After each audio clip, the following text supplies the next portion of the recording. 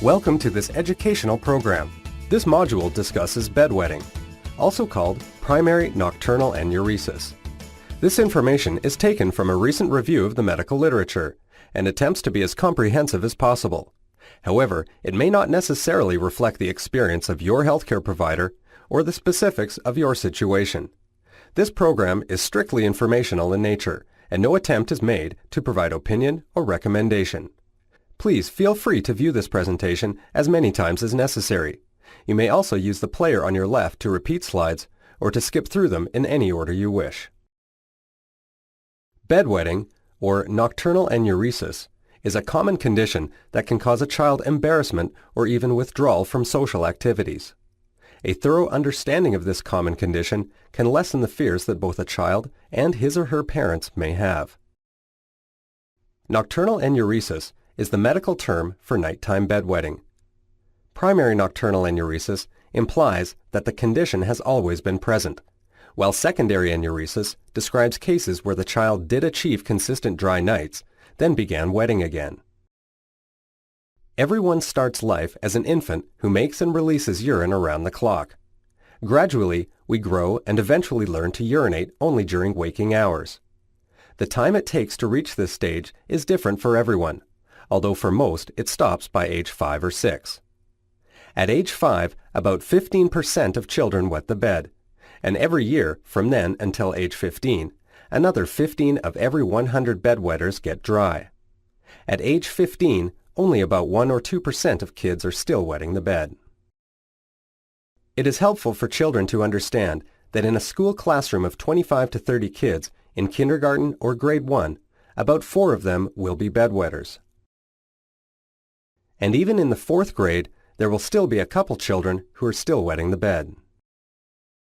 While bedwetting can be a frustrating occurrence, it is important to remember that the child does not do this on purpose. Enuresis is not a mental disorder or behavioral problem. It does not mean the child is lazy or trying to irritate their parents. And it does not mean that the parents have done anything wrong. So what causes enuresis? Babies make urine around the clock. During childhood, most individuals gradually make the transition to only urinating during the waking hours. However, this takes longer for some than others, due to several factors. While we don't yet understand all the causes of bedwetting, we do know that there are several issues that can contribute. For instance, the child's bladder might just not be big enough yet to hold all the urine that is produced during the night. Sometimes, the child produces more urine than their bladder can hold, and oftentimes the child is a deep sleeper. There is also a familial link to bedwetting in some, and scientists have discovered a gene associated with bedwetting. If only one parent wet the bed as a child, his or her child has a 25% chance of being a bedwetter. And if both parents were, then the child has up to a 65% chance. Sometimes, of course, a child wets the bed even if neither parent did when they were children. Some of the more rare causes of enuresis include hormonal factors, physical abnormalities, infection, and nerve disorders.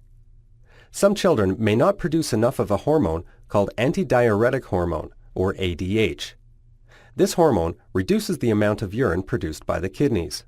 An infection, nerve disorder, or diabetes may also be the cause.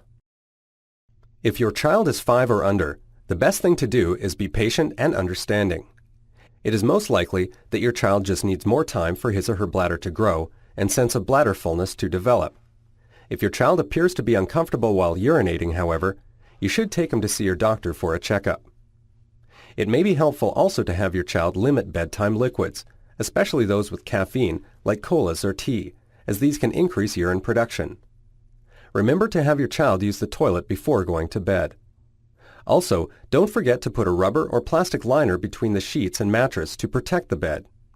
If your child does wet the bed, or wets absorbent underpants, make sure you and your child wash any skin that has been in contact with urine well. This will help prevent a rash from developing. Try not to be critical of your child and make sure no one else in the family is critical or teasing. Your child needs your support and encouragement.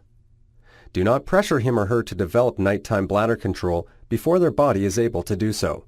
This could cause even more frustration for the child. Many children are embarrassed by their bedwetting and are afraid their friends will find out. This particularly becomes an issue when children want to have sleepovers or go camping. At this time, they may become motivated enough to begin accepting some responsibility for managing their bedwetting and to try some behavioral adjustments. These can speed the development of normal bladder conditioning.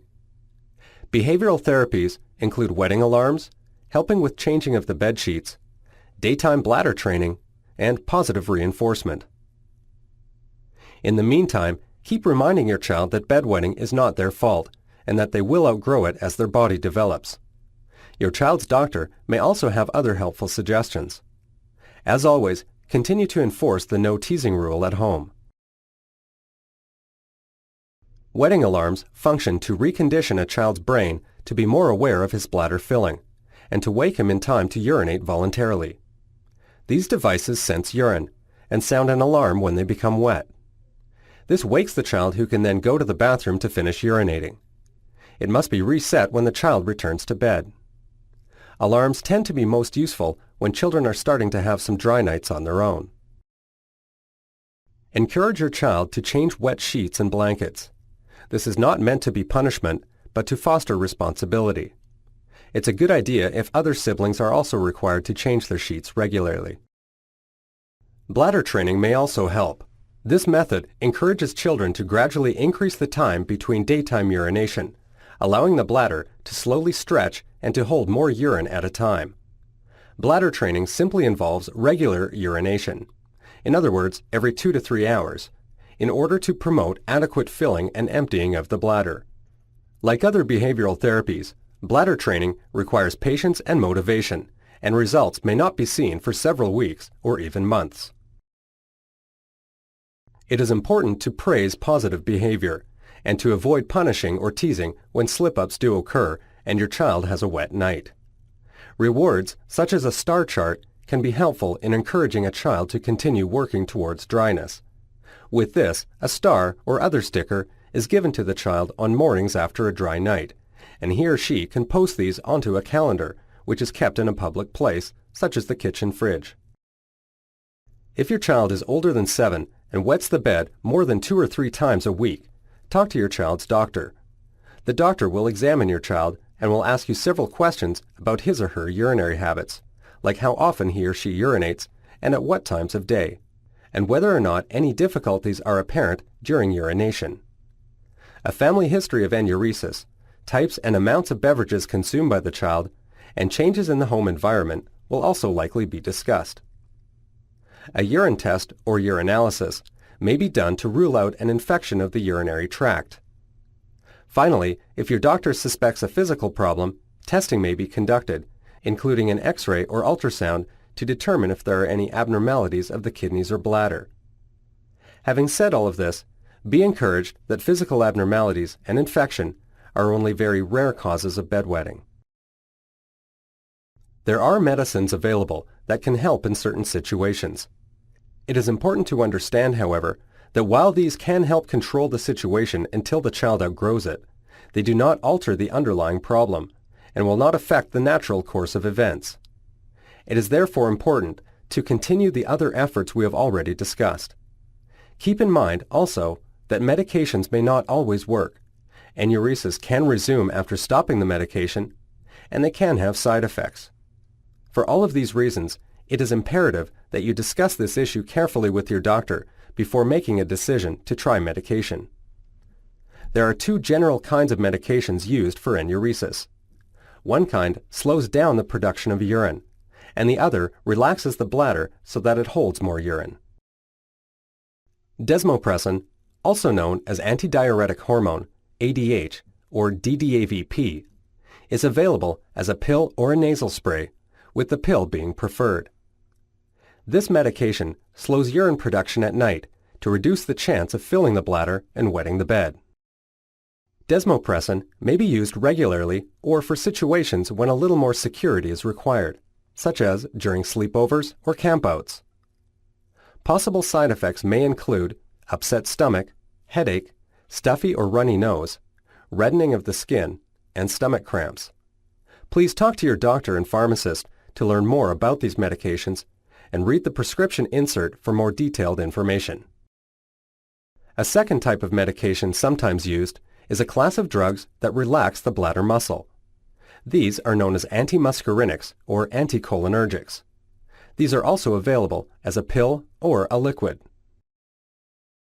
These medicines can also be used regularly or in certain situations only, and they may also be used in combination with desmopressin. Side effects can include dry mouth, dry eyes, and constipation, among others. Again, please consult with your doctor and pharmacist for more information about these medications. Bedwetting is common, and it is considered a normal part of growing up, especially by those age 5 and under. Normal healthy children may wet the bed. As a child gets older and his or her bladder grows, the frequency of bedwetting goes down. There are some techniques that can help your child gain responsibility for managing bedwetting, like using an alarm, changing the sheets, and bladder training. Letting your child's doctor be a partner in helping to manage bedwetting will also help you and your child better understand the causes and treatments of enuresis and empower you to make a positive difference. Always remember that bedwetting is not your child's fault, and it is not your fault. Be patient and understanding, and encourage your child to do the same. These resources may help you find further information about bedwetting.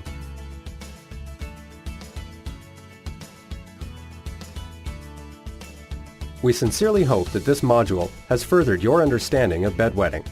We wish you the best for the future, and thank you once again for viewing this educational program.